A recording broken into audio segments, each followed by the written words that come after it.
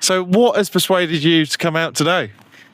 Well, we've driven up, my son and I, from Newbury, because obviously we can see the state of the nation and there's a national emergency, and we need to obviously think about the future. What kind of country are we going to have for our children?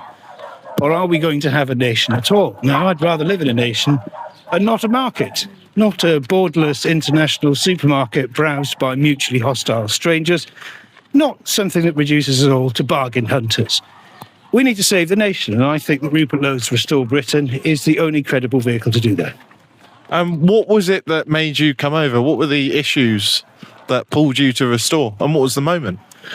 Well, you can see that there's obviously there's the bankruptcy of the general liberal idea. There's the fact that you get a sense that the Western idea and the ideas we've had since the Second World War are winding down themselves. And at the same time, you can't escape the fact that we appear to be morally as well as financially bankrupt across the West, across Europe and in Britain, that the whole system is in a form of crisis. If you like, what we used to call normal life has been replaced by a permanent state of emergency in terms of our social incohesion, in terms of demographic change, in terms of the fact that there appear to be no realistic solutions offered, and whoever you vote for, the same mad policies get continued throughout your life. And that's what I've seen the last 30 years. And if it goes on, we're finished. So what does finished look like? What does finished look like? Finished looks like an economic collapse. Finished looks like spending all your money on foreign wars when nothing works in the country. Finished looks like you can't get a job for being competent. There's no sanity even in recruitment. We have a competency crisis because for increasingly ideological and insane reasons, employment opportunities, even training opportunities, are restricted. There's one news story after another about why, for political reasons, we're doing mad things that bankrupt the country, that basically park people's careers, that exclude talented people of genuine principle from any area of influence whatsoever. And taken collectively, this is the politics and economics of national suicide. So it has to stop. And there's increasingly a sense, not just in Britain, but throughout the West, that something has to change. And I think that's only going to build as we begin to see the devastating consequences of the latest round of reckless warmongering in the Middle East, which we should never have been involved in, but we're all going to have to live with those consequences. And from this summer on, we're going to see how bitter they are. And it's only going to get worse unless we change the system. And there's no real change that's offered by the parties of the forced consensus. That was the liberal establishment after the Second World War, and it doesn't work anymore, and it hasn't produced the utopia it's promised. It's produced a sort of hell on earth, from which there seems to be no way out. But there is. There are people of genuine principle and genuine talent in this country. And the reason why so many people despair of that is because I think they've been systematically excluded from positions of power, influence, and professional advantage for ideological reasons that has bankrupted the country. But we have enormous human capital here. We're just not permitted to release it, because if you don't have the correct views, you don't get the job, you don't get any promotion. In fact, you might be harassed off social media and find yourself debanked, or at least your career is stymied. So what we need is a realistic economy, some return of human dignity to every area of life. Because, as I said, it hasn't just financially bankrupted us, it's morally bankrupted us too. And we're looking at a state where you're going to live in a borderless international bazaar, a placelessness, if you like, an international nowhere land, where nothing means anything, nowhere seems like home, and where the essential value of human life is replaced with price, such as we see in awful things like surrogacy or 0 hours contracts, or the increasing degradation of, what you call a work-life balance. Finally, how many people actually do work? How many people are now dependent on the state, directly or indirectly, to the point where those people exceed the ability of the nation to actually make money? This is an economic doom spiral. And so the more that you look at the problem, the more you realise that really we are facing a national emergency. And if you are going to take on the duties of the state, something more than self-interest or printing money for your own political friends, we need to do better than that. We need to take seriously the depth of the crisis that we're in, and we need people of genuine principle and talent to address that. And I think we've found them under Rupert Lowe and in Restore Britain. And so, do you believe that essentially it's the rhetoric of blood, sweat and tears that we need in this country? No, I don't think we need any rhetoric at all. You see, that's partly the problem. For the last century, we've been ruled by the political technique of the liberal system, which is basically the rule by media.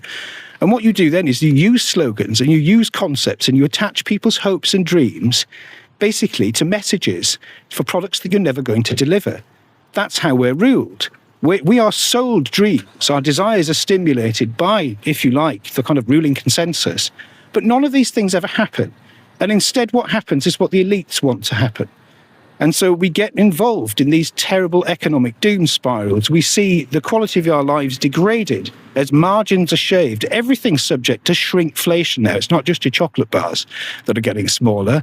It's the value of your wages. It's your ability to earn a living. It's the kind of job that you have to do so. Usually a kind of dignity-free environment, right, where you're slowly choked to death by the lanyard and its terms and conditions. So if we have just more empty rhetoric, we're not going to get anywhere. You need credible people of genuine integrity and experience and ability who are committed to some higher purpose than themselves, than their own personal enrichment or their own mad ideological faction. We need a sense of higher purpose to see beyond the predicament that the rule by media has delivered us into, because it's delivered us all into a fantasy world that's turned out to be a nightmare. And those adverts, if you like, for that system that Francis Fukuyama described as the end of history, the liberal system, he said, periodic elections plus cheap consumer goods. And that was the final verdict on the organisation of mankind, and we could never do any better. Well, it hasn't delivered, has it? The elections have delivered political paralysis in Britain and in France and in Germany, the major powers of Europe. And so what's that electoral system doing? It's ground to a halt. And the economics of this, if you ask conservatives who basically market worshippers, if you sit next to them and say, look, you've destroyed our nation, replaced it with a series of light industrial sheds increasingly staffed by third world migrant labour, what has that conserved? It's demolished everything. Everything that they claim to believe in about Burke and his little platoons, about traditional communities and traditional values, has basically been suborned to market worship and pure profit. We need something more than money. We need something more than empty ideological slogans. We need real change for people's real lives, for a change. And I think the crisis that the West generally is facing, politically, diplomatically, morally and financially, gives you the opportunity to make the kind of deep-rooted change that you need to save the nation. And where is it you think that reform has fallen into, these traps are falling for this? Because obviously you've chosen restore over reform. Yeah. And you've already mentioned the Iran war, and they obviously want to back the Americans. Well, this is a difficult question to approach if you're not the kind of sad person with no life like me who actually gets into this. But the Americans didn't choose that war freely on their own, did they? They've admitted severally, their own chief diplomat, Marco Rubio, and many others, the leader of the House and so on, have said that this was a war for Israel because Israel was going to launch that war. And so the real fundamental question is who basically rules the United States, because that war is definitely not in the national interest of the Americans. In fact, I personally predicted this along with others at the beginning of January. This has led to a strategic defeat of the United States. It's broken its military presence, its credibility. It's now seen as agreement incapable. That means in diplomacy, nobody believes your promises. So no one's going to make any deals with you because you constantly break them. And what's worse with that, you then assassinate the people that you were trying to make the agreements with in the first place. Incidentally, the Straits were open before you did this, and you killed the man who placed a religious prohibition on the development of nuclear weapons, And then your big idea is to bomb everybody so they love you. I mean, this is insane. It doesn't make sense. There's no interest in the national interest at the political elite level in the West, whether it's in the United States or whether it's in Britain or whether it's in Europe. And that's the reason why these political parties are seeing themselves decline dramatically in popularity, because they're not delivering for their own people. The way that they rule is for the interests of the rulers, not the ruled. And you can see that there because these wars are mad.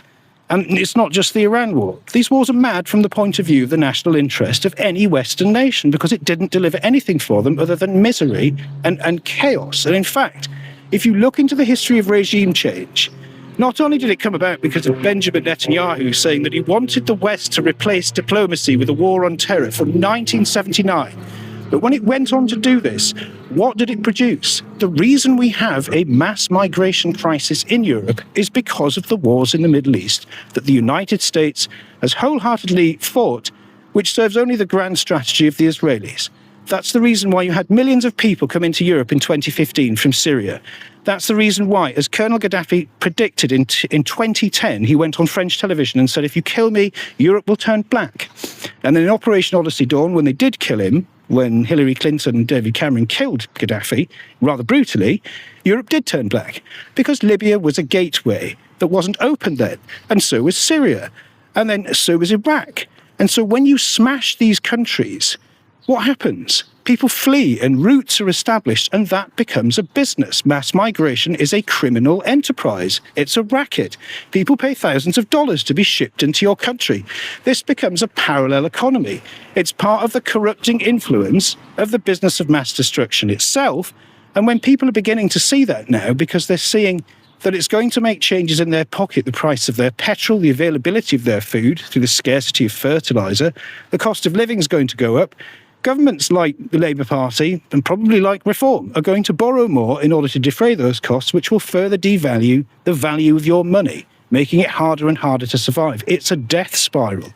Fundamentally, the decades of regime change wars that I've seen have changed one regime more than most, and that's our own. Because I remember when we used to live in a sane, functioning, stable, and relatively happy country. And now it's terrible. And all these policies have been undertaken which have created this nightmare.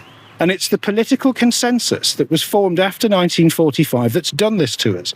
And the reason why none of these parties have any answers to these problems is because they are the problem and not the solution. And if they ever name the fact that it's their policies that have caused this, they're finished. And I think reality's making that argument now, and they know they're finished. And this is why you see the elites in the United States cashing out through series of well-documented financial trades timed to statements always made on Fridays just before the markets closed, like we saw yesterday, saying that peace is coming. This is so bad that the Federal Securities Commission is investigating the President of the United States and his inner circle for insider trading now, because it's obvious. So you're ruled by something that looks very much like a fanatical crime syndicate that does things that destroys everyone's lives, makes these wonderful promises to them, whether from the left or the right. But in the end, what you get is chaos and war and open borders and mad slogans and the outright denial of reality. And it's not good enough because we have to live in the mess they made.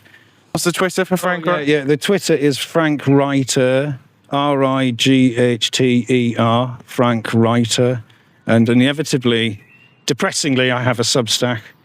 And I do videos for LifeSite News.